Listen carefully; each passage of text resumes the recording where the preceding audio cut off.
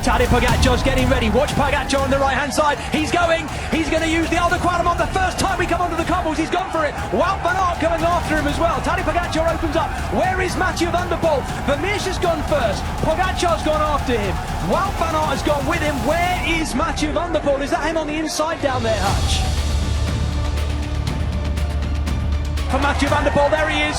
Number one on his back is the defending champion. He is ripping his way through this field. I don't know what he was doing. He must have been asleep. He was just caught out of position. It's so hard to be in position at the bottom of all of these climbs. The roads just get narrower and narrower, and he was just squeezed you clip hard at the back. Mads Pedersen is not holding the wheel. Mathieu van der Poel rides past Mads Pedersen. I think you're seeing the formation of what could even be the final group right now, despite the fact that there's a breakaway up the road. Tadej Pogačar leads. He's catching Connor Swift. He might have expected to see this as they came past.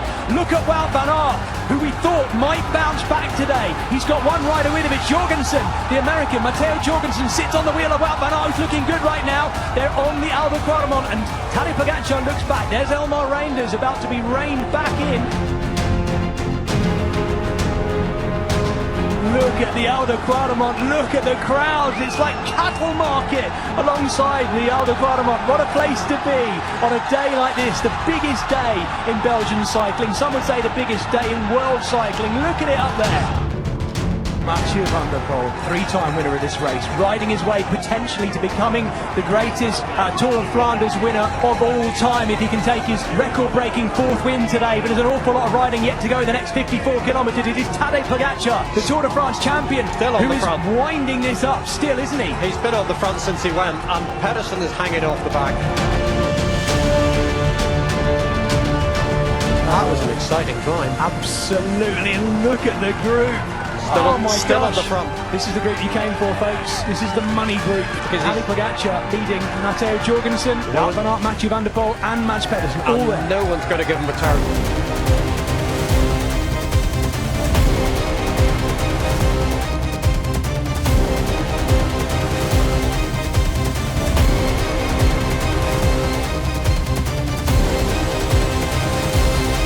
Watch Mathieu van der Poel, because as it's happening it doesn't really matter.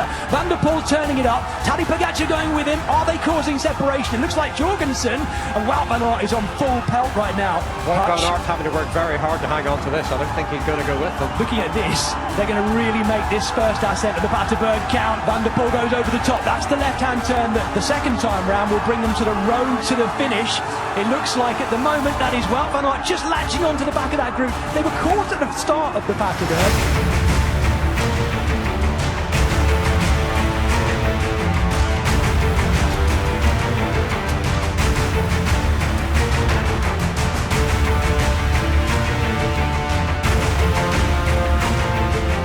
Here comes Tadej Pogačar, who's lifting up himself. He's coming close to catching the break already. This is doing damage to the group. Nielsen Paulus not enjoying this. Arben Leivens neither. Two favourites at the moment are dropping Mads Pedersen. This is being turned on by Tadej Pogačar. Mathieu van der Poel at the moment is wise to it. He's trying to hug the smoothest bit at the back, but at the moment they've shaken out Mads Pedersen. Wout Van Aert's working hard. He's got Mathieu Jorgensen with him there as well.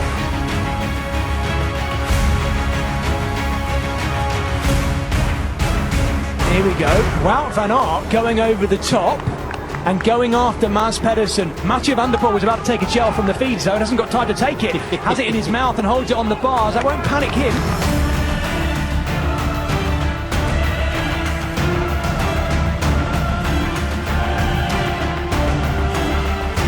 Pogačar goes again. World champion on the move. He's gone over the top of Stefan Kung, and look at the face of Stefan Kung, who's desperately trying to stay with him. It's too much for Mathieu van der Poel, who's going to go again himself. At some point, people are expecting these two to go clear by themselves.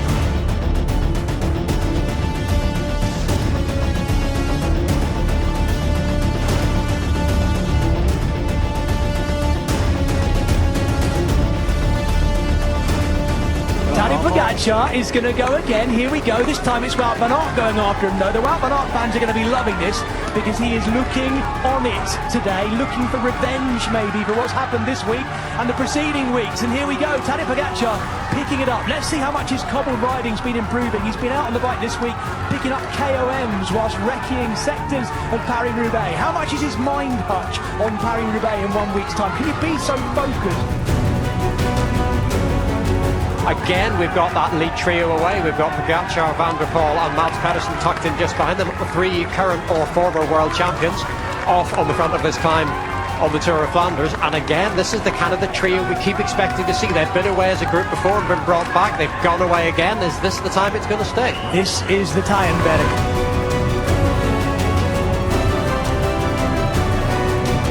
And we have all of the big favourites up there. There's no one out of this really today that we've been talking about as big favourites for the race. And look at our leading group right now.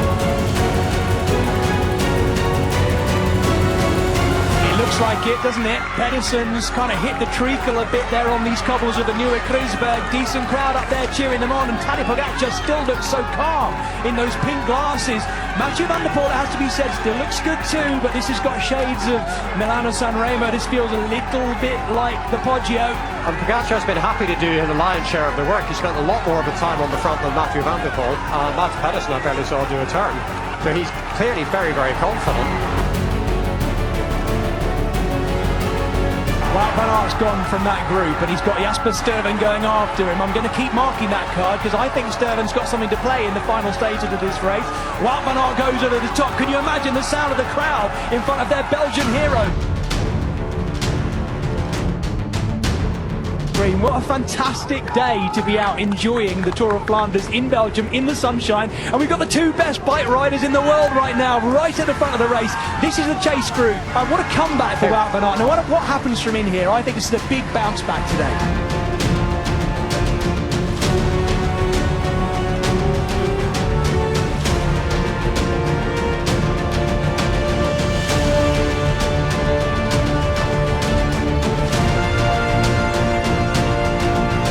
Mathieu van der Poel who chased, now it's Tadej Pogačar, and they are looking like they're closing up on Wout Van Aert. Watch the legs, watch the cadence of Tadej Pogačar, watch the gap back to Mats Pedersen because it's cracking open already. I think there's a little gap to Pedersen. Watch him because I think Stuyven's also in trouble and we're going to see it. We're boiling up the two best riders in the race and Wout Van Aert is seeing them go past him. Tadej Pogačar now turning it on. What has Mathieu van der Poel got left? I think he's in his big gear there. He is really pressing on the pedals to try and stay with Tadej Pogačar. There's a bike length gap. Can he take more? What can Mathieu van der Poel do to stay with the world champion? It's cracking open, Hutch. He's cracking. Pogačar is opening. I didn't think he was going to do this on the Oude Kwaremont on the last climb. I just thought it was going to be, too close to the finish for Pogačar to drop. No, it's done. It is done. You're absolutely right, John. Mathieu van der Poel is turning squares and Tadej Pogačar's turning silky smooth circles. Mathieu van der Poel looks back. Tadej Pogačar's riding clear. Is this it in this year's Tour of Flanders? Tadej Pogačar going for his second win and Mathieu van der Poel vying today to become the greatest male rider in the history of this, the greatest of all one-day classics. Look at this. Look at the crowd who know it. On the Oude Kwaremont, we're not even onto the Paterberg yet. It could yet come together again in the gap in between. How easy does Tadej Pogačar look? Look at the crowd there. What a day out they've had, and they're seeing the world champion in his rainbow bands riding past them now and looking like he might be riding clear to victory, because if there is any hesitation behind now between those that chase, the day is over on the final ascent, the third and final ascent of the Oude Kwaremont. Look at that crowd and look at Tadej Pogačar riding clear. They cannot hesitate now in this second group.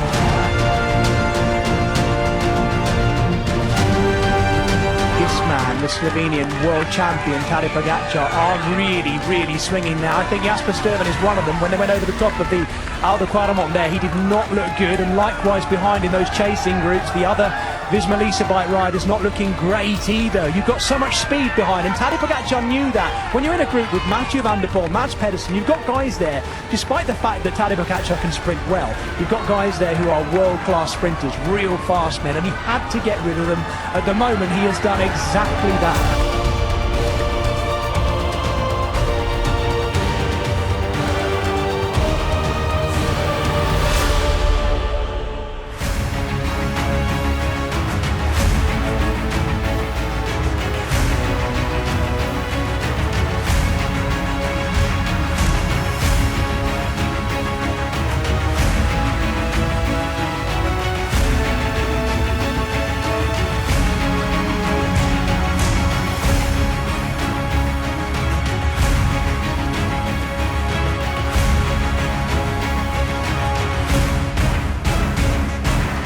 These are the final 10 kilometres of this, the 109th edition of the Ronde van Vlaanderen. And the Tour of Flanders, the classic of classics, the second monument of the year of 5.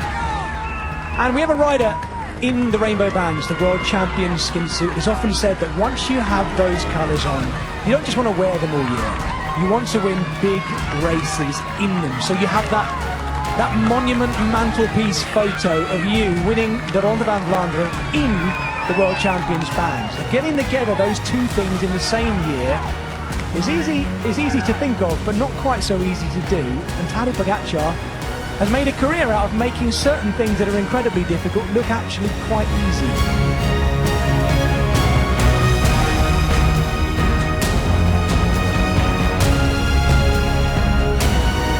With the arms in the air, he takes the crowd.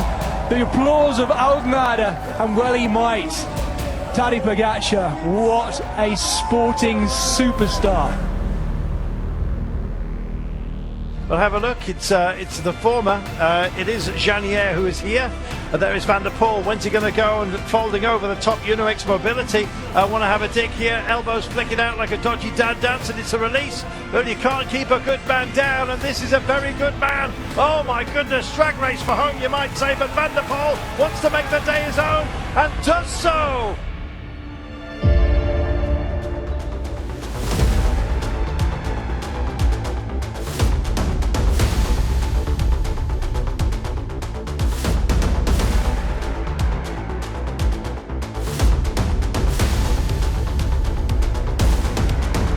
Work done as well for Mick van Dijken as Plowright keeps pacing this group for his two teammates Del Grosso and Mathieu van der Poel. There we go, this is the last time, and Thibaut Del Grosso, an absolute artist when it comes to bike riding, goes on that very, very short, smooth surface on the side of the road. But Tim Wellens, Mathieu van der Poel, Arnaud Delis, Fred Wright, they are really pushing the pedals. Stan de Wulf is out there as well, Del Grosso, Mohoric, Vacek a little bit further back. But Tim Wellens, he means business here on the Muur van Gerardsberg. And look at that, he's almost eating these cobbles alive there, pushing on the pedals. There we go. It's just amazing. All the power from the legs, the upper body, apart from this steep part at the end, is almost completely still. Now back, and yeah, these riders, all three of them, are making their way to the Bosberg. In red, of course, Arnaud Delis on his wheel, the former world champion. Go through his palmares, but it's just way too long. Mathieu van der Poel, and behind him, 4 times winner of this race, Tim Wellens. Is 6 seconds ahead of Wellens and Van der Poel in a general classification, so that's a nice little head start that Arnaud Delis already has, due to the bonus seconds that he took on the opening stage.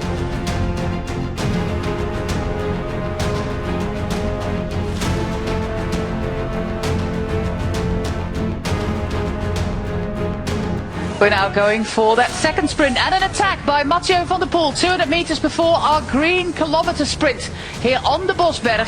He is attacking on the final few hundred meters of the Bosberg on the steepest part, which is about 8% right now. So he is going for these 3 seconds, and he might as well go for the last remaining 3 seconds as well. And I thought for a moment just before Van der Poel accelerated there that Delis was going to be dropped, but Tim Wellens can't follow Van der Poel. He kind of slowed down to a pace which Delis can cope with.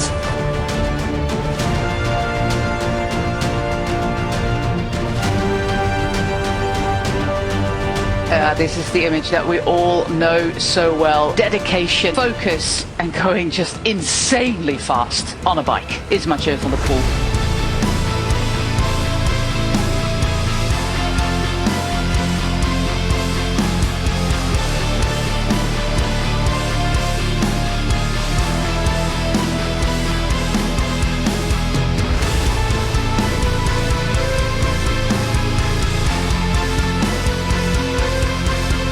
Seconds is what GPS gives us at the moment for Mathieu van der Poel, Delis and Wellens, and then a little bit further back we have that group with Del Grosso. It looks like Wellens is coming. I'm not sure if he's had any help from Delis for the moment, but it does look like Del Wellens is going to hold Mathieu van der Poel at this kind of distance.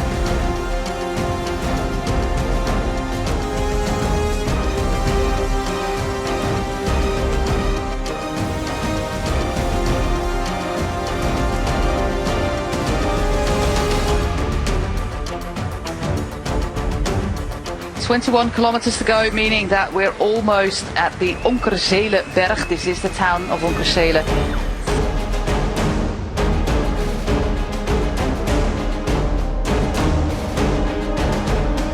Another increase in tempo there by the Belgian champion, who won that title after a rather impressive solo on a really, really hot day.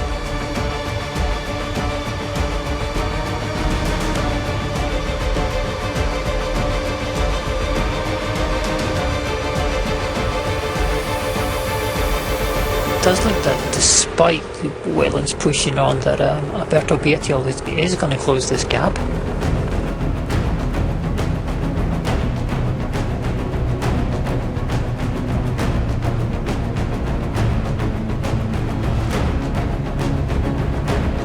And this stage, it never lies, because the riders that we have at the front right now, many of them, Standerwill, Fred Wright, Wellens, Dilly, Van der Poel, they have all scored really well, have been in the top 10 of this stage, or even won it in the case of Dilly and Van der Poel.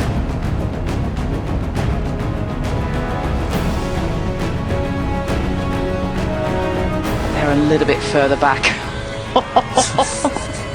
You can see, well, Mathieu van der Poel, he stays on the saddle, he just powers on, and Arnaud de Lee has to do everything within his power to even bridge that little gap to Mathieu van der Poel. It's always hard to judge, Pippa, how fast these guys are going, or girls, on a screen.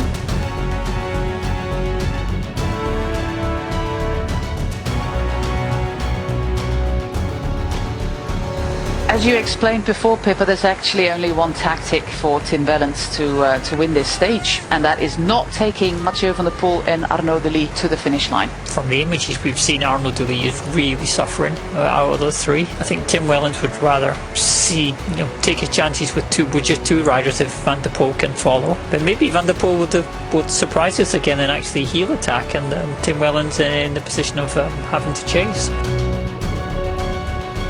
Here we are on the final climb of the day. It's called Denderoordberg, 700 meters long, 7.5%.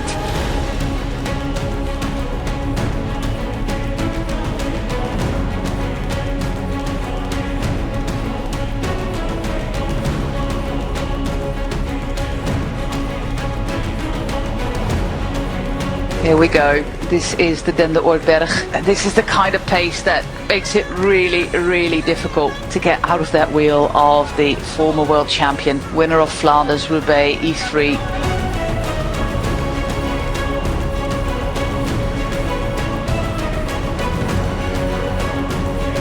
We're almost there. We're still together, but it is really, really hard for Wellens and de Lee to stay on the wheel of Van der Poel. It looks like this pace was so high, Pippa, that it's absolutely impossible to even attack Van der Poel. Yeah, it looked for a moment that Van der Poel was just going to wind it up, and he was out the saddle there, but he's sat down and everybody's kind of recovered just enough.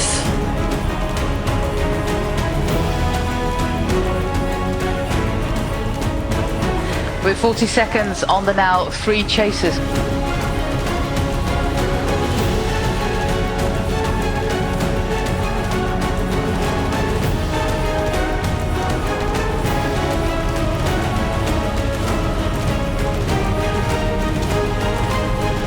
Kilometers on this downhill sector, and everybody just keeps on pushing as we move towards Gerardsbergen, which is a place of about 7,000 inhabitants in the province of East Flanders here in Belgium.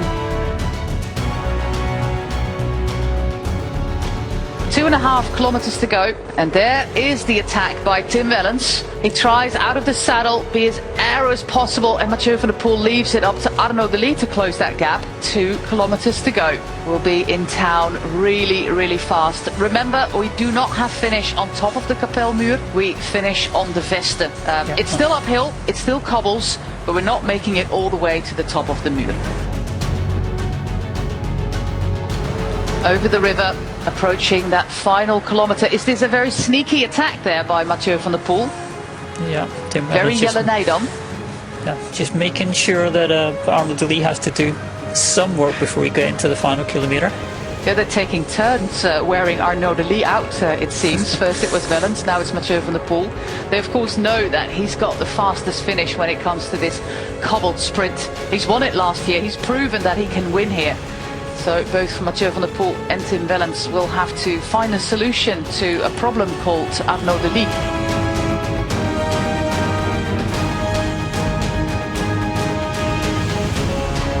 Looking at each other, he's going on the inside, is Tim Wellens, into that final kilometre.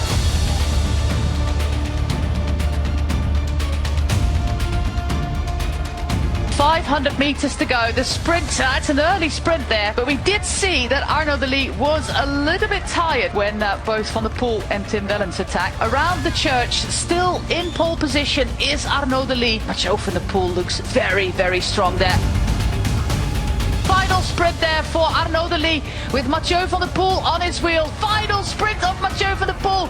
Gritting his teeth there is Mathieu van der Poel back after the Tour de France, and he wins the stage.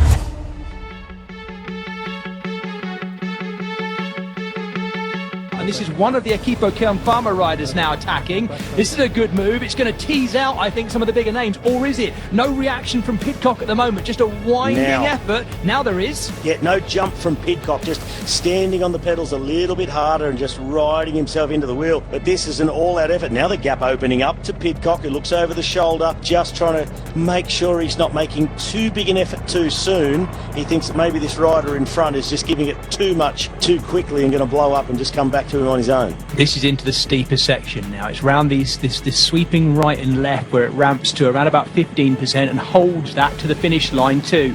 Rainer Keplinger has looked good for sure for Bahrain victorious, the Austrian rider. And the Equipo Farmer rider, you're right, Robbie, has gone, I think, too soon. He's just starting to wobble a bit. Pidcock looks like he might be ready to have a go at this, but then so does Eddie Dunbar. Yeah. Exactly the two riders you mentioned. It's Keplinger now still on the front, but I think it looks like he might be working for someone else because he's looking back a little bit and setting the tempo.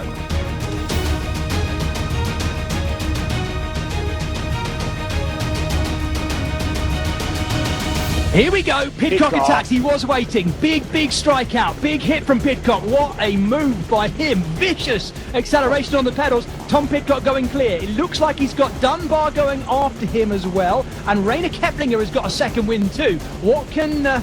Yeah, it is Eddie Dunbar going after him. Is this the winning move from Tom Pidcock? It looked like he was playing the perfect game of chess there, but an absolute throttle of a pedal strike there, Robbie, from Tom Pidcock. Yeah, huge attack from Pidcock, 500 metres to go, and then an all-out sprint, and he's holding this gap too. They cannot close it. Pidcock has got them. He's got it, absolute. Well, I think actually that's the biggest attack I've seen of the year so far, even including the Tour Down Under. That is an absolutely vicious ripping of the pedals from Tom Pidcock.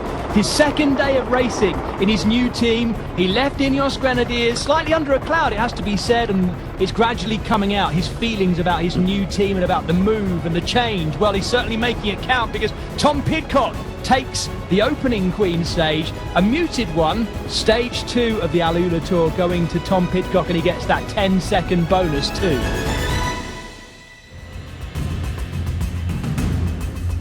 Pidcock is in charge on the climb, 10 kilometres to go. We've only just started the steep section. Tom Pidcock is out of teammates, more or less. Dunbar second. Or is there He's one got Dunbar still hanging in there? Yeah.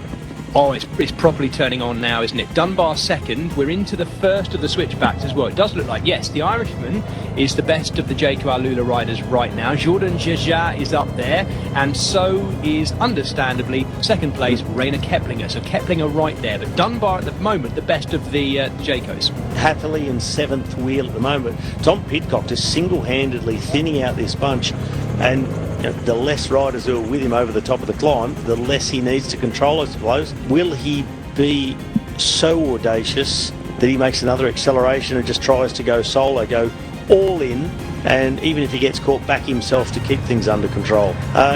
Tom Pidcock, when he gets on a roll, Jez, his confidence skyrockets. Yep.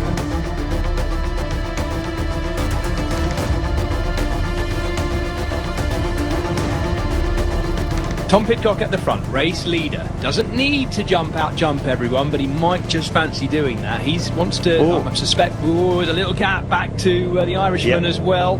Eddie Dunbar drifting. Pidcock, I don't even know if he knows, Robbie. Well, he's not taking a lot of looks back, and he doesn't have he does now. Now he does. He also didn't have the benefit of being able to just see the shadows on the road because the sun's coming from in front of him. So the shadows behind that gap to Keplinger, just a couple of bike lengths, but he's riding it shut very gradually. Then it's Hatherley in the wheel of Keplinger. Eddie Dunbar, now that 2 bike length gap opens up in front of Eddie Dunbar. Yeah, it's right. It's Hatherley, the world cross-country mountain bike champion, Alan Hatherley, the South African, has jumped, well not jumped, but just ridden very slowly, because everyone, even Pidcock's going slowly up here, it is that steep. Eddie Dunbar now struggling a little bit in 4th place as well. We can see the next group behind them. They've got 3 or 4, I think, of the UAE Team Emirates team in there, at least 3 of them. Amongst those as well, Rafa Micah is right there. Now Eddie Dunbar just getting distance. Look at the carnage back further down the group on the climb.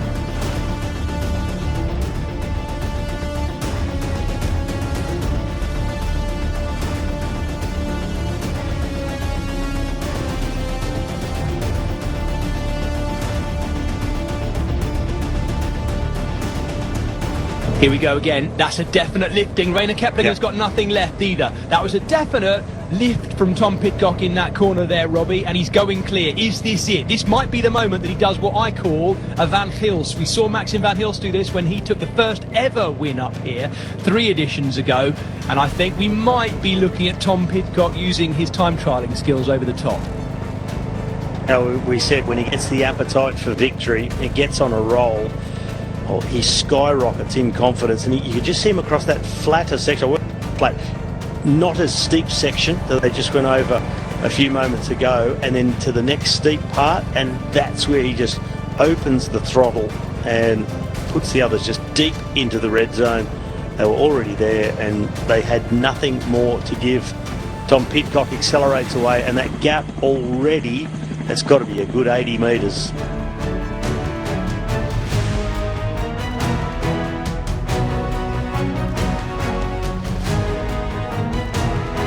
Goodness. Oh, it's going to be close, but I'll say he won't get caught.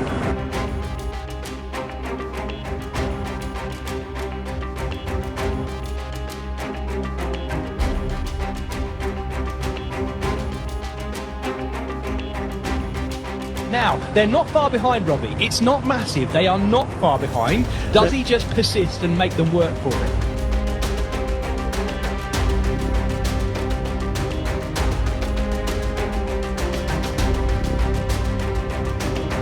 Maybe Eddie Dunbar is feeling better than we thought. He's gone off. Back up with our leader though, Tom Pidcock. Again, on that Scott bike that we've seen a little bit of this week. It's so unusual not to see him on a Pinarello, of course. Big change, but the change seemed to be working. The gap just was coming down there, 24, 25 seconds. It looked a little bit more laboured with Tom Pidcock. Well, like we said before, Jez, to the finish, but it's rolling. It's got some little uphill dragging sections as well, which he finds himself on right now, 36, 37 kilometres an hour. This is one of those uphill drags that really saps the energy. Just defend himself over the top of this and get it rolling again up and over 50k an hour.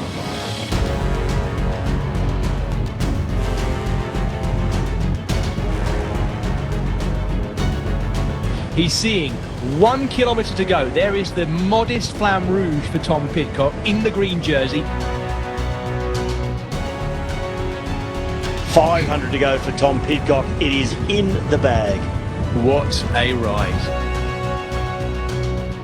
But there is no stopping this man, despite the fact you can see his challengers right behind him, and he knows it. He won't be easing up too soon. Every single one of these seconds counts. Tom Pidcock is going to win the Queen's Stage.